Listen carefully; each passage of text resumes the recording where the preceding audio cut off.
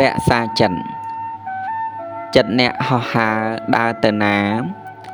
អ្នកត្រូវតាមដានចិត្តអ្នកជាប្រចាំបើចិត្តខឹងក៏ដឹងថាចិត្តកំពុងខឹងហើយបន្ថយល្បឿនកំហឹងនោះបន្តិចមកបើចិត្តច្រណែនដឹងថាចិត្តកំពុងច្រណែនហើយទាញវាឲ្យចេះអបអរសាទរគេវិញបើស្ដាយក្រោយដឹងថាចិត្តកំពុងស្ដាយហើយទាញវាត្រឡប់មកវិញប្រាប់ថារឿងហួសទៅហើយ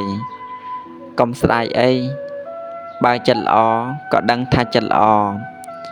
ហើយចម្រើនចិត្តនេះឲ្យបានច្រើន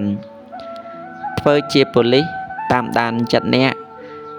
នាំឲ្យវាគិតរឿងត្រូវរឿងល្អទើបមិនសូវស្មុគស្មាញហើយមិនសូវមានទុក្ខ